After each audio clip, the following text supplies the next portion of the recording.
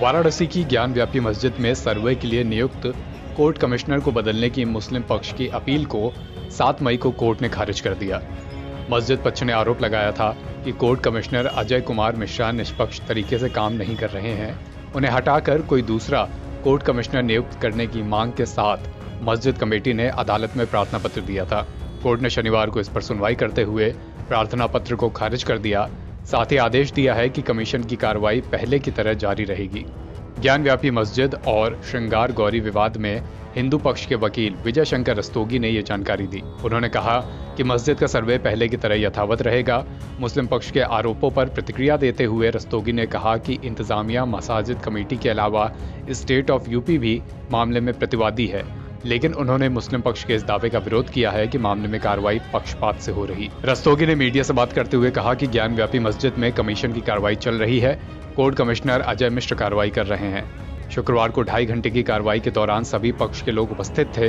कार्रवाई नहीं हुई थी, इसलिए शनिवार को 3 बजे फिर से होगी। रस्तोगी ने कहा कि कोर्ट कमिश्नर के खिलाफ मुस्लिम पक्ष की ओर से अर्जी दी गई है कि वे वादी पक्ष से मिलकर कार्रवाई कर रहे हैं, इसलिए बदलकर दूसरा कमिश्नर नियुक्त किया जाए। हालांकि फिलहाल कोर्ट ने इसे खारिज कर दिया है। समझते हैं कि ये पूरा विवाद क्या है।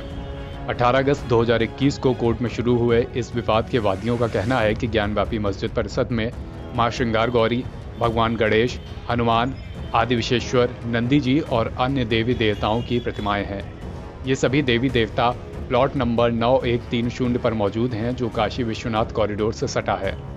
वादी पक्ष की कोर्ट से मांग है कि मस्जिद की इंतजामिया कमेटी इन मूर्तियों को नुकसान न पहुंचाए, साथ ही हिंदू लोगों को यहां दर्शन पूजन की इजाजत मिले।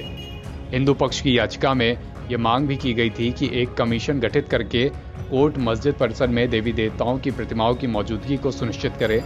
इसे लेकर ही कोर्ट कमिश्नर की नियुक्ति पर अदालत ने मस्जिद परिसर की कथित वीडियोग्राफी कराने का आदेश दिया था। मुस्लिम पक्ष हिंदुओं के इस दावे को सिरे से खारिज करता है। मुस्लिम पक्ष के वकील अभय यादव ने कहा कि हम ये मानते हैं कि श्रृंगार गौरी की प्रतिमा है, लेकिन वह मस्जिद की पश्चिमी दीवार के बाहर है।